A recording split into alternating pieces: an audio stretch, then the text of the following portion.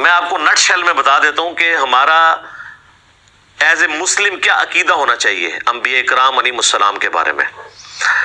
سب سے بنیادی بات یہ ہے کہ ہم تمام انبیاء کرام علیہ السلام کو مانتے ہیں کہ وہ اللہ کے مخلص بندے تھے۔ ایک لفظ ہوتا ہے مخلص، اخلاص شو کرنے والا، ایک ہے مخلص جسے اللہ اپنے لیے خالص کر لے۔ اللہ کے چنے ہوئے بندے تھے، یعنی نبوت کسبی نہیں ہے، وہ بھی ہے اللہ کی طرف سے۔ یہ پہلی چیز۔ نمبر 2، انبیاء کرام علیہ السلام کبھی بھی گناہ نہیں کرتے۔ نمبر 3، تمام انبیاء کرام علیہ السلام اپنی پیدائش سے لے کر اپنی وفات تک ایز فار ایز گناہ از کنسرنڈ اللہ تعالیٰ کی اسپیشل پروٹیکشن اور حفاظت میں ہوتے ہیں۔ نمبر 4، انبیاء کرام کے جو واقعات قرآن میں رپورٹ ہوئے ہیں وہ گناہ نہیں ہے، بلکہ وہ لغزش اور اجتہادی خطائیں ہیں جن کے اوپر ثواب ملتا ہے۔ صحیح بخاری اور صحیح مسلم کی متفق علیہ حدیث ہے کہ اگر کوئی حکمران اجتہاد کرے اور وہ صحیح رزلٹ پہ پہنچے تو اللہ تعالیٰ اسے دگنا اجر عطا فرمائے گا، اور اگر وہ غلط رزلٹ پہ بھی پہنچ جائے تب بھی اللہ تعالیٰ اسے ایک اجر ضرور عطا فرما دے گا۔ تو انبیاء کرام کے اجتہاد اگر اللہ تعالیٰ کی منشا کے مطابق نہ ہو تو ایک اجر پھر بھی ان کو ملنا ہے۔ البتہ انبیاء اور غیر انبیاء میں فرق ہے کہ غیر انبیاء کا تو معاملہ وہیں پر اجر کے اوپر آگے رک جائے گا، لیکن انبیاء چونکہ دنیا پہ اللہ کی حجت ہوتے ہیں، اللہ تعالیٰ وحی کے ذریعے ان کی ریمیڈی فرما دیتا ہے، اصلاح فرما دیتا ہے، اور وہ اپنی اس اجتہادی غلطی جو گناہ نہیں ہوتا، سرکشی نہیں ہوتی، حرام نہیں ہوتا، بلکہ اجر ملتا ہے اس کے اوپر، وہ اس کے اوپر قائم نہیں رہتے۔ اس کی کئی ایک نمائندہ مثالیں موجود ہیں قرآن کے اندر۔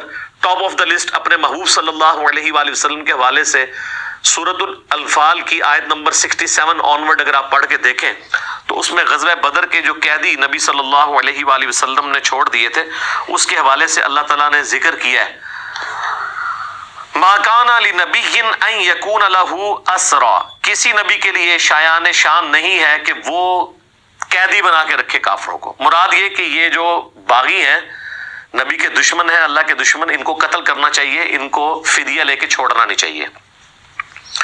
حتی یثخن فی الارض، یہاں تک کہ زمین میں ان کا زور کچل نہ دیا جائے۔ تریدون عرض الدنیا، کیا تم دنیا کے طلبگار ہو، یعنی فدیہ لے لیا۔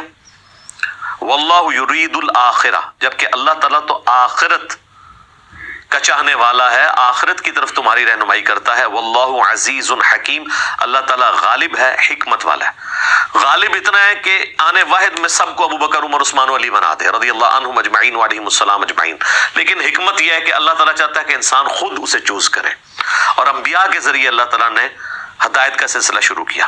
لولا کتاب من اللہ سبق، اگر اللہ کی کتاب میں یہ پہلے بات نازل نہ ہوئی ہوتی، لمسکم فیما اخذتم عذاب عظیم، تو تم لوگوں کو بہت بڑا عذاب دیا جاتا اس بات پہ جو تم نے فدیہ لے کے غزوہ بدر کے قیدیوں کو چھوڑ دیا۔ بڑے سخت الفاظ ہیں۔ فَكُلُوا مِمَّا غَنِمْتُمْ حَلَالًا طَيِّبًا، پس اب کھاؤ جو غنیمت تمہیں ملی ہے حلال اور پاکیزہ، واتقوا اللہ، اور اللہ سے ڈرو، ان اللہ غفور رحیم، بے شک اللہ تعالیٰ بخشنے والا مہربان ہے۔ اچھا، اس میں پیر کرم شاہ صاحب الازہری نے بریکٹ میں خود لکھا ہے کہ اجتہادی خطا اللہ نے معاف کر دی۔ اجتہادی خطا کا لفظ لکھا انہوں نے، قرآن سے تو بالکل واضح ہے۔ اور یہ جو اللہ نے کہا نا کہ اگر پہلے ایک آیت نازل نہ ہوئی ہوتی، وہ سورہ محمد کے اندر سٹارٹ کے اندر آیت ہے سورہ قتال، جو قتال کے اوپر پہلی سورت تھی جہاں مسلمانوں کو اجازت ملی کہ اب آپ کافروں کے خلاف تلوار اٹھا سکتے ہو۔ مکے میں تو حکم تھا کفوا ایدیکم، اپنے ہاتھوں کو بندھے رکھو۔ مدینہ شریف میں جہاد کا حکم ملا، اس میں تھا کہ پھر جب کافروں سے تمہاری مٹ بھیڑ ہو تو چاہو تو کافروں کو قید میں رکھ لو، خواہ قتل کرو، خواہ ان کو فدیہ لے کے چھوڑ دو۔ تو نبی علیہ السلام نے اس آیت کے تحت اجتہاد کیا، حالانکہ اس کے بعد سورۃ البقرہ میں وہ آیت بھی نازل ہو چکی تھی کہ جب تک پورے کا پورا دین اللہ کے لیے خالص نہ ہو جائے یہ قتال کو جاری رکھنا ہے، یعنی وہ قیدیوں والا معاملہ نہیں کرنا۔ لیکن نبی علیہ السلام نے وہ سورہ محمد کی آیت سے پلی لے لی، اور اللہ تعالیٰ نے بھی اس اجتہاد کو ایکسپٹ کر لیا، چونکہ پیغمبروں کی طبیعت طبیعت میں شفقت ہوتی ہے. حالانکہ صحیح بخاری مسلم موجود ہے، حضرت عمر نے یہی مشورہ دیا تھا کہ ان کو قتل کیا جائے، اور بعد میں اللہ تعالیٰ نے کہا میری بھی خواہش یہی تھی کہ لیکن تم نے چونکہ اس ایک آیت کی پلی لے لی ہے، لیکن الفاظ سخت ہیں کہ تمہیں شدید عذاب دیا جاتا یہ جو تم نے کیا ہے. باقی اللہ تعالیٰ نے وہ یعنی اصلاح فرما دے. نبی علیہ السلام نے یہ فورس ہی کیا کہ جنگ ختم ہو گئی ہے، ظاہر 70 ان کے قتل ہو گئے ہیں، 70 قیدی ہو گئے ہیں، لیکن اللہ کو تو پتا تھا یہ تو بیٹل آف بدر ہے. ٹھیک ہے، بیٹل ختم ہوئی ہے، وار ختم نہیں ہوئی. وار تو چلیے فتح مکہ تک، وار کی پہلی بیٹل فیلڈ ہے بدر، دوسری ہے احد، تیسری ہے خندق. خیبر تو خیر یہودیوں کے ساتھ ہوئی، پھر چوتھی آپ صلح حدیبیہ کو کہہ سکتے ہیں، اور 5ویں نمبر پہ جا کے 8 ہجری میں فتح مکہ ہوئی ہے.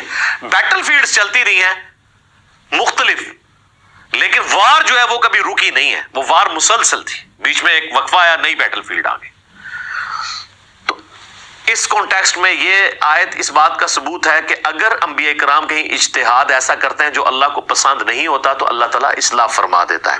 اور بھی کئی مثالیں ہیں، لیکن آج ٹاپک نہیں، میں نے صرف ضمناً آپ کو ذکر کیا. اس حوالے سے ایک اور نمائندہ آیت ہے قرآن حکیم کے اندر جو میں نے یہ دعویٰ کیا نا کہ انبیاء کرام اللہ کے چنے ہوئے بندے ہوتے ہیں، مخلص. انبیاء کرام کوئی رپورٹ نہیں ہوتے. بعض لوگ سمجھتے ہیں کہ عصمت انبیاء کا عقیدہ یہ ہے کہ انبیاء کے اندر پوٹینشل بھی نہیں ہوتا غلطی کرنے کا. اگر پوٹینشل نہ ہو تو ان کی فضیلت فرشتوں پہ نہ ہو. فرشتے سے افضل ہم انبیاء کو اس لیے مانتے ہیں کہ فرشتوں کو اللہ نے پوٹینشل ہی نہیں دیا برائی کا، اور انبیاء کو پوٹینشل دیا، اس کے باوجود اللہ کے خوف کی وجہ سے بچتے ہیں. یہ بڑے کارنامہ ہے. بلکہ انبیاء کو تو چھوڑ دیں، میں تو اولو الازم عقیدہ بعض اولیاء اللہ کو سمجھتا ہوں کہ وہ معصوم تو نہیں لیکن محفوظ عن الخطا ہو جاتے ہیں اللہ کے خوف کی وجہ سے. جس طرح کوئی شخص کتنے دن کا مرضی بھوکا ہو اور اس کی پسندیدہ خوراک اس کے سامنے بریانی کی شکل میں رکھی جائے اور کوئی کان میں آ کے کہہ دے کہ اس میں زہر ہے، تو اس کو اس کی خوشبو بھی اور اپنی بھوک بھی اس کی مٹ جائے گی اور وہ اس کا لقمہ اپنے منہ میں نہیں ڈالے گا. انبیاء اور اللہ کے نیک بندے اصحاب اور اہل بیت گناہ میں چھپی ہوئی اس عذاب کو دیکھ کے اس کی لذت بھول جاتے ہیں اور وہ بچ جاتے ہیں. اور یہ وہی چیز ہے جس کو صحیح بخاری میں کہا گیا کہ میرا بندہ فرائض کے ذریعے میرا قرب حاصل کرتا ہے اور نوافل میں استقامت کے ذریعے اس لیول پہ پہنچ جاتا ہے. میں اس کے ہاتھ بن جاتا ہوں جس سے وہ پکڑتا ہے، میں اس کے پاؤں بن جاتا ہوں جس سے وہ چلتا ہے، میں زبان بن جاتا ہوں جس سے وہ بولتا ہے، میں کان بن جاتا ہوں جس سے وہ سنتا ہے، میں آنکھ بن جاتا ہوں جس سے وہ دیکھتا ہے. وہ سارے الفاظ، اور اس میں آگے الفاظ ہیں. پھر وہ جب مجھ سے دعا کرتا ہے میں دعا قبول کرتا ہوں، اور اپنے دشمن کے اگینسٹ جب پناہ طلب کرتا ہے میں پناہ دیتا ہوں. یہ صوفیاء نے تو کہا ہاتھ کا مطلب ہے کہ وہ اللہ اس کے ہاتھ بن گیا اب جدھر تک پہنچ جائے، نہیں، تو اس میں الفاظ ہیں وہ اللہ سے پناہ طلب کر رہا ہے. یہ محاورتاً بات ہے. جس طرح نبی الاسلام کے لیے آیا قل ان صلاتی و نسکی و محیای و مماتی للہ رب العالمین، اے نبی تم فرما دو بے شک میری نماز، میری قربانی، میرا جینا، میرا مرنا سب کچھ اللہ کے لیے ہے. تو ہاتھ بن جاتا ہوں، پاؤں بن جاتا ہوں کا مطلب ہے اوڑھنا بچھونا اللہ کی ذات. ٹھیک ہے، یہ تو حلولیہ کا عقیدہ ہے کہ فزیکلی ہاتھ پاؤں بن جانا، نعوذ باللہ، یہ اہل سنت کا عقیدہ نہیں ہے.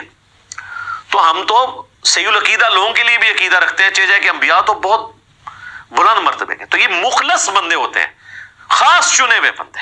اور اللہ ان کی پروٹیکشن ایسی فرماتا ہے کہ سورہ بنی اسرائیل میں اگر آپ دیکھیں نا، نبی علیہ السلام کے بارے میں الفاظ آئے ہیں، اور اگرچہ یہ الفاظ بڑے سخت ہیں لیکن ایٹ لیسٹ عقیدہ کلیئر کرنے کے لیے ضروری ہے. آیت نمبر ہے 73 سے 75. وَإِن كَادُوا لَيَفْتِنُونَكَ عَنِ الَّذِي أَوْحَيْنَا إِلَيْكَ لِتَفْتَرِيَ عَلَيْنَا غَيْرَهُ. اور یہ کافر تو تلے ہوئے ہیں کہ آپ کو اس وحی سے ہٹا دیں جو ہم نے آپ کی طرف کی ہے، فتنے میں مبتلا کر دیں تاکہ آپ کوئی اور بات بنا کر اللہ پر ڈال دیں، نعوذ باللہ. وَإِذٍ لَاتَّخَذُوكَ خَلِيلًا، اور یوں وہ آپ کو اپنا گہرا دوست مان لیں. وَلَوْلَا أَن ثَبَّتْنَاكَ، اور اگر ہم آپ کو ثابت قدم نہ رکھتے، لَقَدْ كِدتَّ تَرْكَنُوا إِلَيْهِمْ شَيْئًا قَلِيلًا، تو قریب تھا کہ آپ بھی کافروں کی طرف تھوڑا بہت جھوک ہی جاتے. یہ سمجھانے کے لیے ہوا نہیں ایسا. اذا لأذقناك ضعف الحیات وضعف الممات، اور اگر ایسا ہوتا تو ہم آپ کو اس دنیا کی زندگی میں بھی اور موت کے بعد کی زندگی میں بھی آپ کو دوگنا عذاب دیتے. ثم لا تجدوا لك علینا نصیرا، اور پھر آپ اللہ کے مقابلے پہ اپنا کوئی مددگار نہ پاتے. یہ بافرض محال ہے. یعنی نبی علیہ السلام کو کہا گیا آپ مخلص ہیں، ہم آپ کی حفاظت کر لیتے ہیں. ٹھیک ہے. سورہ یوسف میں تو اس سے بھی بڑی چیز آئی ہے. سورہ یوسف کے اندر جو حضرت یوسف علیہ السلام کے بارے میں آیت نمبر 24 میں ہے وَلَقَدْ هَمَّتْ بِهِ وَهَمَّ بِهَا، اس عورت نے بھی یوسف کا قصد کیا اور یوسف بھی قصد کر لیتا عورت کا. یہ جناب بندہ کہاں اٹھتا ہے؟ کس کا قصد کر لیتا؟ اپنی منہ بولی ماں کا، جس نے اسے پالا ہے اور اس نے ہمیشہ اسے پازیٹیو نظروں سے ماں کی حیثیت سے دیکھا ہے. لیکن عورت کا فتنہ اتنا بڑا فتنہ ہے کہ وہ اگر بن سمر کے آ گئی تو یوسف بھی اس کا قصد کر لیتا. لولا ارّا برہان ربی، اگر اپنے رب کی کوئی ایک برہان نہ دیکھ لیتا. وہ اسرائیلی روایتوں میں ملتا ہے کہ سامنے ان کے حضرت یعقوب کی شبیہ اللہ تعالیٰ نے کر دی اور وہ یوں انگلی سے اشارہ کر رہے تھے کہ یہ کام نہیں کرنا. یہ اللہ نے ان کو پروٹیکشن دی. كَذَلِكَ لِنَصْرِفَ عَنْهُ السُّوءَ وَالْفَحْشَاءَ، اس طریقے سے ہم نے ان سے برائی اور بے حیائی کو دور کر دیا. إِنَّهُ مِنْ عِبَادِنَا الْمُخْلَصِينَ، مخلصین نہیں، مخلصین، بے شک وہ ہمارے چنے ہوئے بندوں میں سے تھے. تو یہ مخلص، انبیاء کرام مخلص ہوتے ہیں. یہ ہے ہمارا عقیدہ.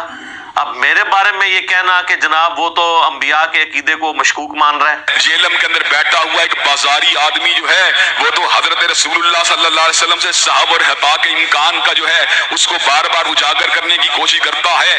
حالانکہ خود ان کی حالت ہے کہ یہ جو یعنی ان کے اکثر علماء بھی وہ سورۃ النجم کی جو آیت ہے نا وما ينطق عن الهوى ان هو الا وحی یوحى، نبی علیہ السلام اپنی خواہش نفس سے کچھ نہیں کہتے، وہ وہی کہتے ہیں جو اللہ ان کو وحی کرتا ہے. وہ اس کو عام لیتے ہیں، وہ عام نہیں ہے. وہ یا قرآن کی وحی کے بارے میں ہے یا سنت کی وحی کے بارے میں، جسے ہم حدیث بھی کہتے ہیں.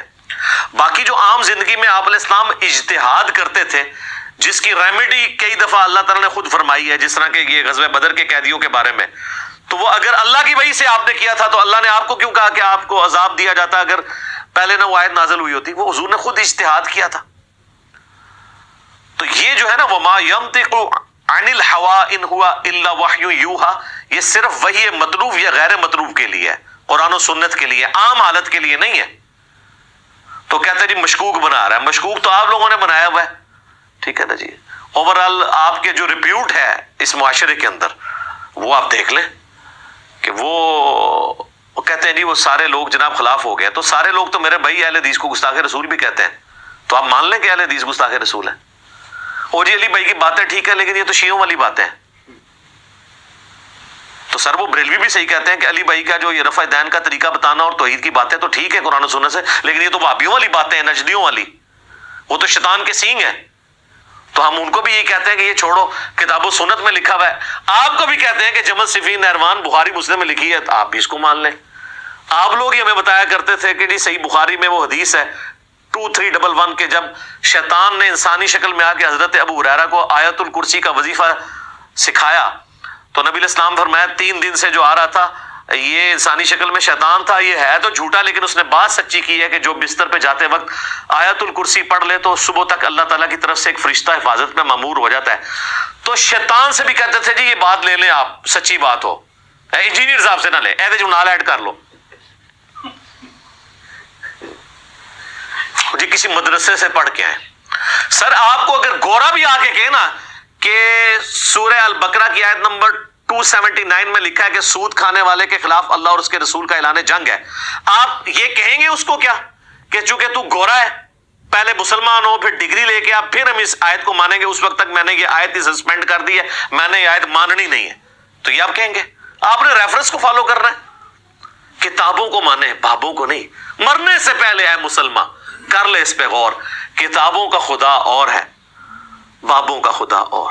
کہنے کو تو دی سب کا اسلام ہے، لیکن سلفی بھی کہتے ہیں ہم اسلام کو فالو کر رہے ہیں، صوفی بھی کہتے ہیں، تو کہنے سے کیا ہوتا ہے؟ کہنے کو تو دی سب کا اسلام ہے، لیکن کتابوں کا جہاں اور ہے، بابوں کا جہاں اور.